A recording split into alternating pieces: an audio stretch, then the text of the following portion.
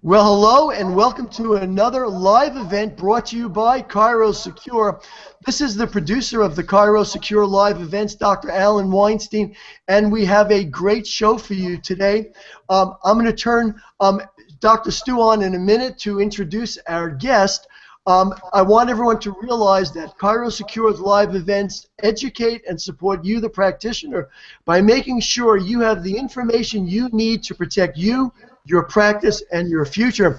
And what makes today's show very special is, and a lot of people don't realize this, but a certain percentage of the proceeds for Chiro Secure go to fund research.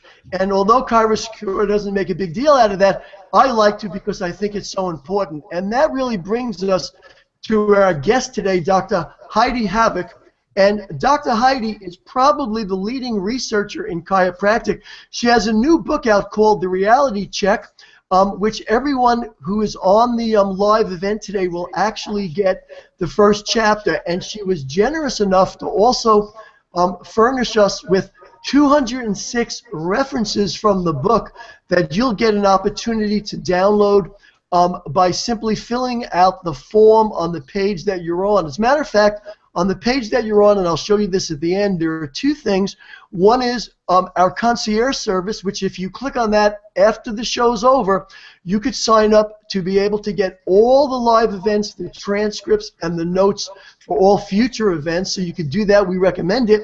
Or right below that on the right side, you will see a form. You put in that information, and we will send you the transcript of today's show, the chapter from Dr. Heidi's book, as well as all 206 references. So really great stuff. Let me tell you a little bit about Dr. Heidi. She's a chiropractor, of course, and a neurophysiologist for the last 15 years. She has a PhD in human neurophysiology. She is director of research at the New Zealand College of Chiropractic, established the Center for Chiropractic Research. She's a member of the World Federation of Chiropractic Research Council, and she's on the editorial board of JMPT and the Journal of Chiropractic Education. What I'm going to do right now is I'm going to turn the show over to the person whose idea these live events are, Dr. Stu Hoffman from Chiro Secure. Dr. Stu? Thanks, Alan. I appreciate you taking care of us each time we have these shows, and you're doing a great job. And Heidi, what a pleasure to have you on today. I'm so honored. Dr. Jerry Klum introduced me to Heidi a little while back, and as soon as I met her and found out what she was doing, we at Chiro Secure wanted to be a support for her and the research that she's doing. All too often we get word of different research projects in the chiropractic profession. Well, this is true chiropractic research, and I'm proud to be one of the sponsors to make this happen and to create some reality for all of our practitioners. So I want to thank Heidi. I want you also to know before we get started that we have a lot of other great speakers coming onto our platform that we've been signing up even more than we've announced in the past.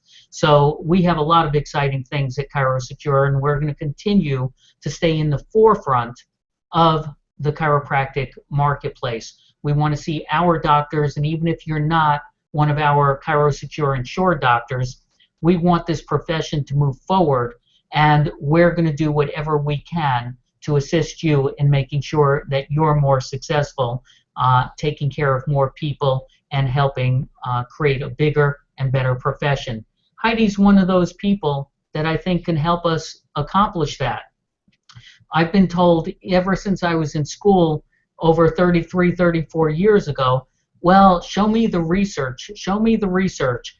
And as much as there are other people in the profession that tout that they're the researcher, or that they do chiropractic research by putting Google searches on their website, Heidi is actually doing chiropractic research in her lab, and it is awesome. I've seen her presentation of what she actually does, and I am just proud to be part of having her come out to the chiropractic profession with the work that she's doing.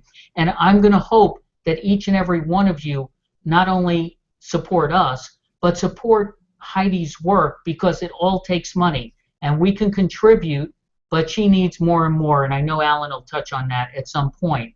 So let's get started, if that's okay, Heidi. Welcome to our show. I want to start by saying, you know, that research in the chiropractic profession over the years has always been a hot topic.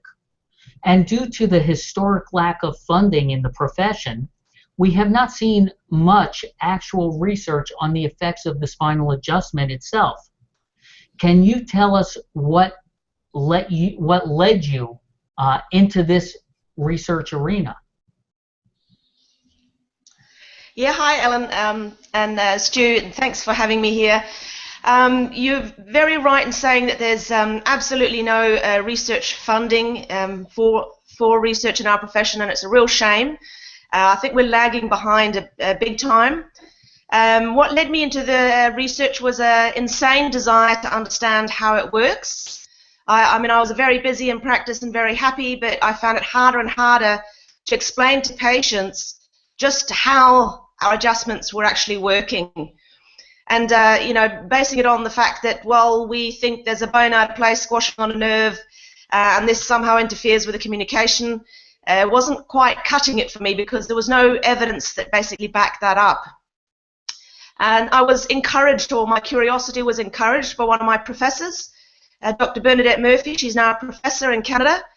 She taught us at the New Zealand College of Chiropractic when I was a student there, and to Auckland University and study neurophysiology, neuroscience, brain science, and I ended up doing a PhD under her guidance. You seem to have frozen. Is that me? No, we're good. We're good. So tell me the difference between the research that you've been involved with versus other research that has shown up across the chiropractic spectrum. Okay, I think the biggest difference is that the majority of the research that I have done in the past it falls into the category of basic science research, and most of the research that has been done within the profession to date falls into the category of clinical science. And the clinical research is really looking at health outcomes in patients with certain conditions, whereas I wasn't really interested in trying to answer what chiropractic works for or how effective it is in fixing headaches and neck. I was very, very interested in understanding how it works. So I needed to go to a completely sort of different room of research, if you like. It's like different research methods are like different rooms in a house. And I'm in a completely different room where I'm exploring how chiropractic adjustments work. Does that make sense?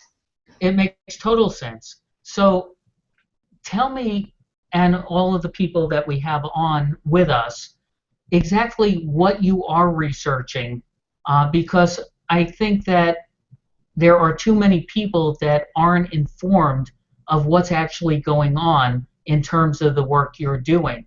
So can you give us a good kind of description of the work that you have going on in your lab? Yeah. Well, the main question is, how does chiropractic work? And so over the last 15 years, we've spent almost systematically exploring the effects of adjusting subluxations on central nervous system processing. And so we've systematically gone of central nervous system processing. So for example, we will run 2 sessions. Normally we will randomize which session comes first, and on one of the sessions we do brain measures before and after. I check and adjust the spine like I would, like any other chiropractor would around the world.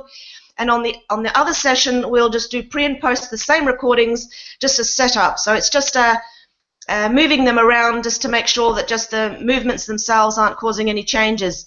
And so what we've found over the past 15 years is that when we adjust subluxations in people, we change primary somatosensory processing, we change sensory-motor integration in the primary somatosensory cortex into the primary motor cortex, and in all the different loops that link sensory-motor integration. We've shown changes in the drive or the messages from the brain to our muscles, both in a facilitatory way and an inhibitory way. It's a bit like the brain has got gas pedals and handbrakes to every single muscle in your body, and these messages are sent to our muscles. We've shown changes in multisensory integration, so the way the brain interprets sounds and visual input. We've shown increased drive to muscles, increased strength in muscles, changes in fatigue, so preventing fatigue when we've actually adjusted people. And in all of these people, or most of them as well, they are what is known as subclinical pain population. And the reason that we're looking at a subclinical pain population is so that we can look at the effects of adjustment alone. One thing we know from the clinical research is that we are very good at fixing pain. So if I had subjects in our studies that were in pain the days that we were adjusting them, and we had changes in the brain, we wouldn't really know if those changes in the brain were just due to a decrease in pain or whether it's due to the adjustments themselves. So on the day that we're studying these people and we're adjusting them, they're not in pain, but they are developing problems. We've seen all these changes. We're pretty confident that this is coming from improving the actual function and movement of the spine.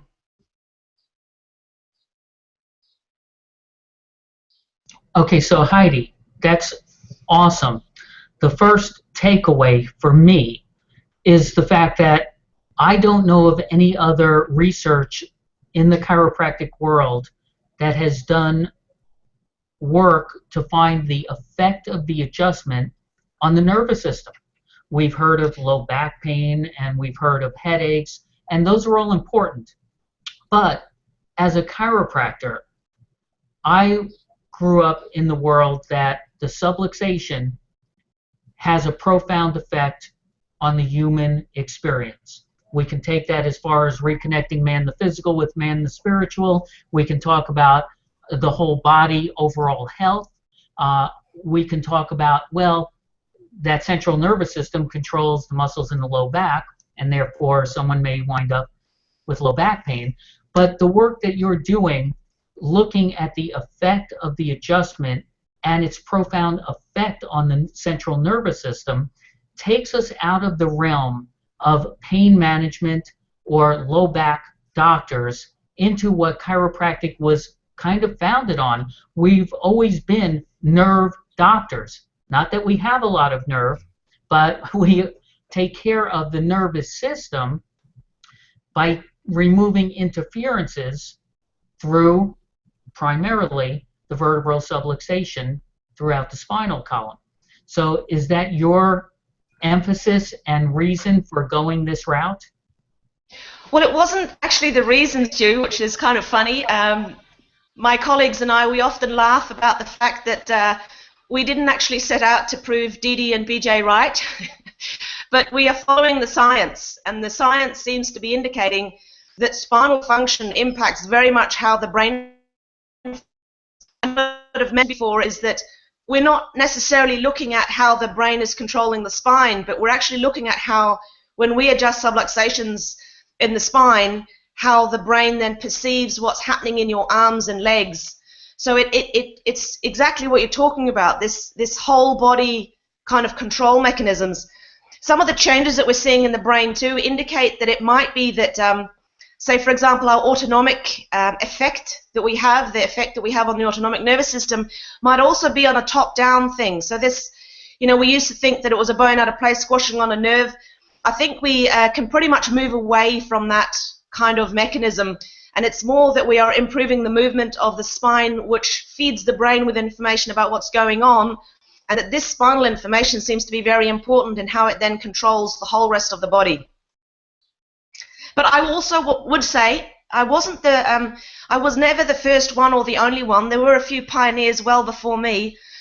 Some of the really early animal research that looked at, you know, how is the signal to the central nervous system. It's like Philip Bolton in Newcastle, or Professor Bernadette Murphy, who did really early H reflex work in humans, or Joel Picard in the States, and his colleagues that have done some amazing work looking at the effects of an adjustment with an activator. If it wasn't for these guys, I would never have been able to do the research that I've done through Auckland University and now through the New Zealand College of Chiropractic. That's awesome. And, you know, years ago, my brother Steve had actually researched papers that had been written way prior to all of this up-to-date information on the effects of nerve interference on the human body. And there was plenty of data. You're just taking that 20 steps beyond into actual research that applies to the chiropractor and the chiropractic patient, which is awesome. So what do you see as the ramifications of the results you're getting or that you hope to be getting on this profession? I think the biggest impact is that we now really have a plausible scientific explanation for how our care works, and I think that's the biggest and most important aspect. And where I'm hoping that this will take us to, and actually I don't want to underestimate that. I mean, we have for over 100 years not really had a scientifically plausible mechanisms for our care, and I think that's held us back more than we might necessarily recognize. I know there's people like Ian Coulter out there that's talked about this for years and how important it is that we have, you know, a scientifically plausible mechanism, but we have that now. We do have a growing body of evidence that supports this this theory of the central nervous system via the deep muscle afferents, via the paraspinal muscle afferents. That seems to be how. I'm hoping that in the future, once we understand even better how our care works, we should also be able to design better and better research studies in the clinical realm by subgrouping people and being able to identify those with spinal dysfunction affecting their symptomatology, their health outcomes. And I think in the past, without understanding exactly how it works, we might have just grouped everybody with headaches into one big bag and then studied them. And luckily when it comes to pain, there's such a large proportion of dysfunctional nervous system that is part of the etiology that it works quite well. But if you start looking at other conditions, you know, there might just be a smaller population of, say, people with colic or people with heart disease where the spinal function impacts their symptomatology. And if we can identify these people, I think we can have a great impact on health outcomes for a lot more people than we're currently seeing. So are you saying, well, I saw a special on a cancer protocol that rather than looking and trying to do something like traditional chemotherapy on a cancer cell, what they're actually now looking at is to find, instead of saying that you have lung cancer or you have colon cancer or this or that, they're looking at the cells themselves and finding the mutation and finding the commonality of that mutation, because if you can get that cell, using the cancer example, that mutation to die off, then it doesn't matter where it is. So rather than labeling the disease by the site that it affected, you're actually labeling the mutation and being able to go after that in the whole body. Using that as an example, is that something similar to what you're describing with the subluxation? Because when we start to look at the ramifications of the vertebral subluxation, it can manifest itself, as you, I think, indicated, as a headache or colic or low back pain, something that would be you know, in the physical pain realm, or any other type of less than healthy experience. And is that what I understood from you? Yes, I think, like everybody with cancer, I don't necessarily think everybody would also that would be caused by spinal dysfunction or subluxations. But I do think that someone with subluxations can cause a disruption in the way that their brain perceives what's going on in their body, and therefore the way the brain controls the body. So they could almost end up with any kind of problem. And so it's identifying, you know, it's being able to identify how spinal dysfunction is causing problems and symptoms for you that might be different from someone else. There might be a subpopulation of people with cancer where we can adjust the spine, improve the communication within the system so that the body is more able to identify those cancer cells and kill them off, right? Supposedly we all have cancer all the time. It's also looking at people with, say, heart disease. There might be a small proportion of them where we have a big effect. There might be, again, with tinnitus, we might be able to, in a small proportion of them, have a very large effect. But I also think that we might have a small effect on a lot of things. And what I mean with that is if you, for example, imagine that you've got a thorn stuck in your thigh, and you remove the thorn, like we've adjusted the spine, people are in pain, we adjust the spine, they feel better, but they're still a little bit tender. So there's obviously been an inflammatory process going on, we've improved it, and over the next few days it goes away. But in some people, we adjust the spine, and their pain completely disappears. So they can't have any inflammatory process going on there. It's a different scenario altogether. And so in quite a bit of my work that we might be actually fixing pseudo-symptoms. So there might be that the brain perceives that it's got this problem or that problem, we adjust them, and then all of a sudden it disappears. And I think this fits quite well with what chiropractors have seen in practice, because a lot of patients won't necessarily even tell us what's going on. We start working on them, and then they say, oh, wow, you fixed my this, that, and the other thing, and we might have even known that they even had those problems. And I think that the brain might have just thought that it had those symptoms or it expressed it. And we know this a lot of the time. Patients will go in and it looks like they've got appendicitis, and they don't have appendicitis. You know, even they go in and do the surgery and it's not there. So it might be that the body expresses symptoms of conditions that the pathophysiology isn't necessarily there. And I think that that might be an area where we really benefit people. But if you look at the clinical science, we wouldn't identify those through the traditional clinical research that we do, because we make sure in the clinical studies that every subject definitely has pathophysiology of the condition that they are looking at. And I think this is where this line of research can have quite a profound effect on our outcomes, even within their clinical research, if we start to look for this central nervous system dysfunctional processing. I think that's terrific. And so a couple of questions. How do you foresee your work going in terms of timelines to something that may get published that can be useful to the average doctor out in their own office? Well, I would argue that everything we do is useful to the chiropractor out in their office. Okay. Mainly in the aspect of, I think knowledge is really powerful. And if we understand what's happening in the research world, and in particular our research, because it is very, very relevant to every practitioner out there. For example, if you can start talking about that, scientists and they're doing this chiropractic research and they're showing that when they check and adjust the spine, that we actually can improve the strength in your leg muscles by 16%, and we can prevent you developing fatigue. That might be relevant to a young athlete, right? That might be relevant to a lot of people. If we can show that we can change the drive from your brain to your muscles, if we can show that you can are better able to perceive where your body is in space, it means that you'll be less clumsy, that you should be able to hit that golf ball or whatever it is sport you play with more accuracy. You shouldn't stub your toe so much. You shouldn't whack your head on the door frame when you're getting into the car.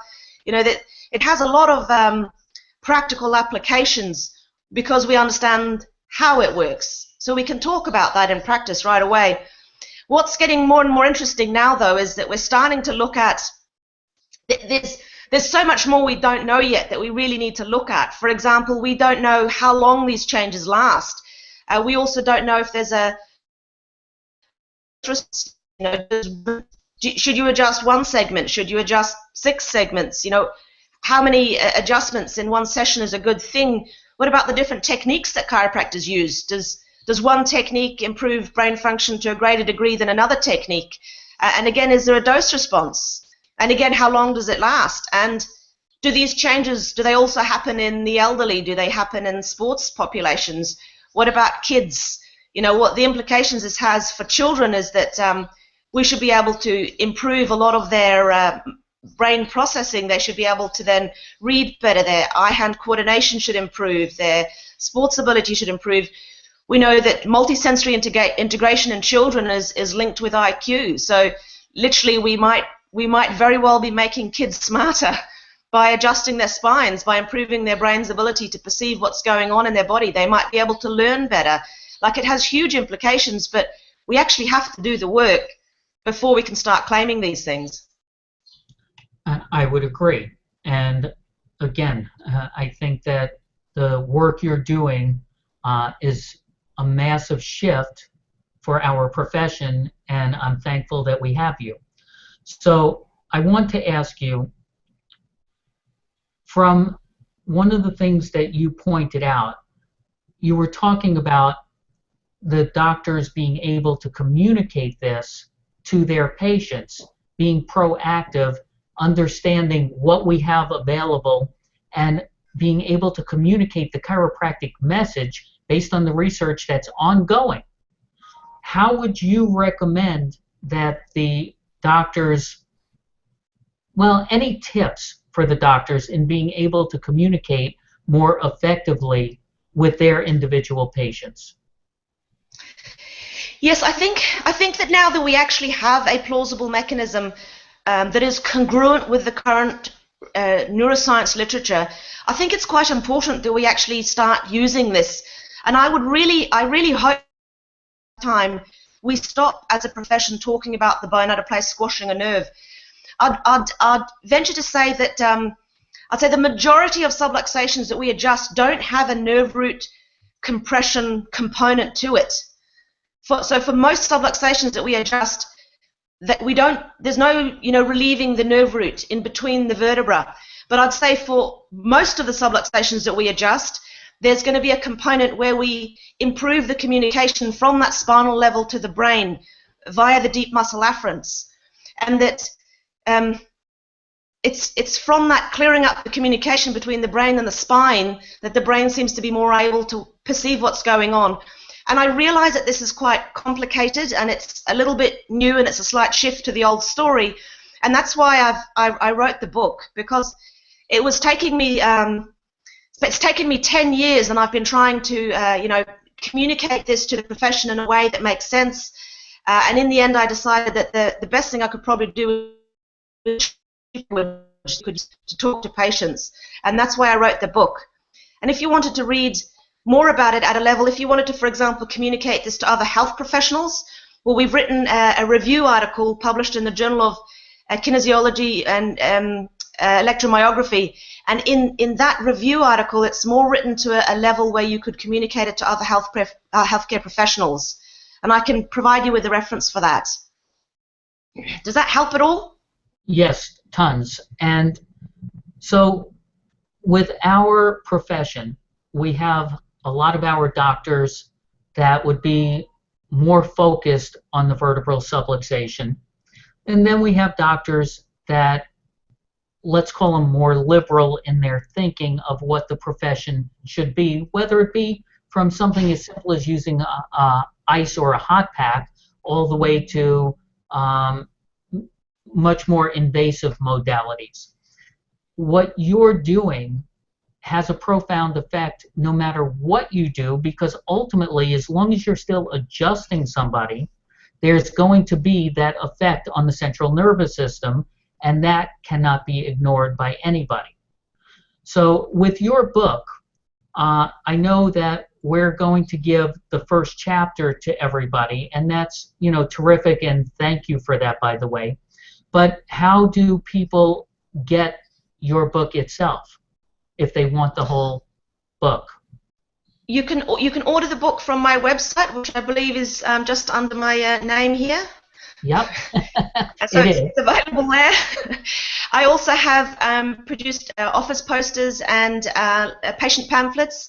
They're not the really simple type. It's more for them to sit and read them and think about them and then ask questions. I think it's a great opportunity for the doctor to be able to talk about our mechanisms now that we kind of know a little bit more about how our care works with the patients, because there is a little bit more to it, and that's what I've designed it all for. Well, that's great. And what we will also do is work on our email to the participants of this broadcast so that they'll have that information and be able to easily access.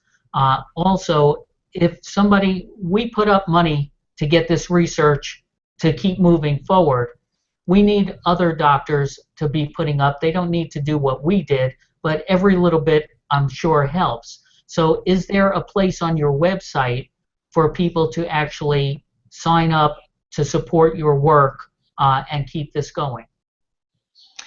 There is at the New Zealand College of Chiropractic. We've established a supporters program, and it is hugely beneficial. Like, the college itself can't really afford to fund the research that needs to be done all by itself. And we've actually at the moment got almost the same amount of funding from the profession, mainly in New Zealand, and are actually the biggest donors to our research at the moment, other than you guys. And we really, really need more help, because we've only just scratched the surface of what needs to be done, and we would squeeze every last drop of science out of every penny that we get in.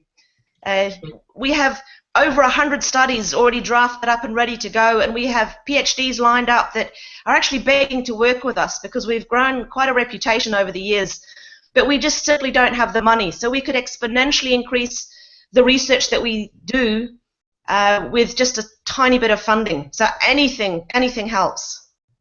So let me say this. These shows are not designed to support or promote activity outside of ChiroSecure.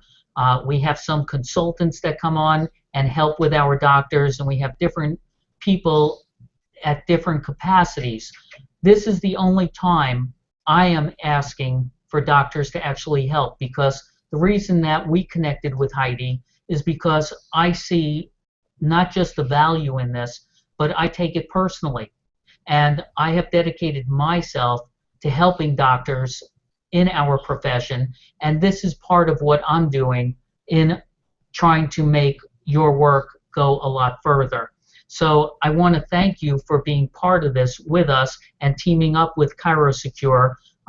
It's a good marriage, and we're going to keep supporting this work, and I hope everyone else comes along and does whatever is comfortable and easy for them to do to just make a difference in this world, rather than just talking about it or waiting for the next guy to do it. I really appreciate you, and we're going to definitely have you back to give us some updates over time as to what you've been working on, what you're accomplishing, and what the future holds for you in the research, as well as for how you see this impacting the profession going forward. So, Alan, did you have anything that you wanted to add? Yeah, I just wanted to say thank you. I'm sorry, Heidi, go right ahead. I just wanted to say thank you for your support. It's, you know, I don't think you realize how much it means to us and the group. We've got chiropractors that are, you know, now donating their time basically and paying their own way through studying neuroscience and biostatistics and becoming the next researchers in this field. And it's a tremendous support that we get from you guys, and we really, really appreciate it.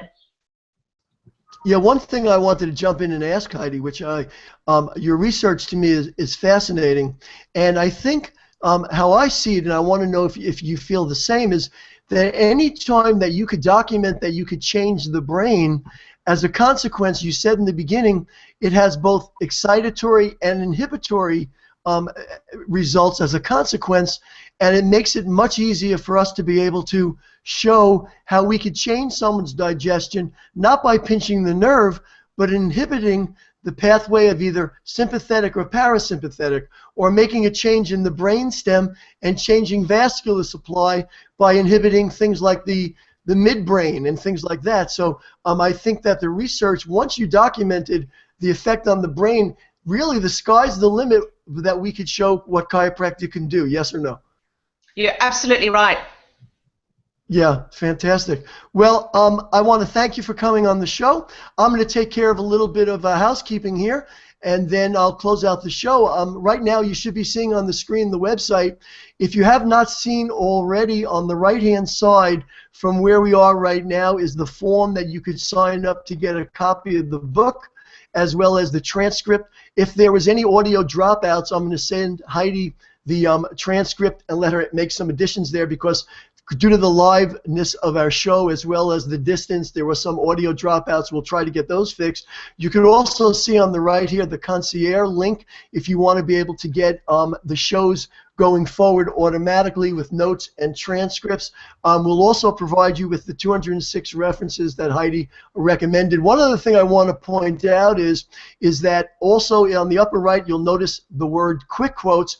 We highly recommend that you visit that page and give ChiroSecure the opportunity to give you a quick quote. You'll be very, very surprised at the benefit of doing that. So please do that. Again, on behalf of myself, the producer, Dr. Alan Weinstein, and Dr. Stu Hoffman, who put these shows together, and ChiroSecure, and Heidi Haavik, we want to thank you all for watching. We'll be sending out our schedule for next year. We have some great shows in the works for you, some new surprise guests, as Dr. Stu mentioned. And once again, on behalf of myself and ChiroSecure and Dr. Stu, we look forward to talking with you soon.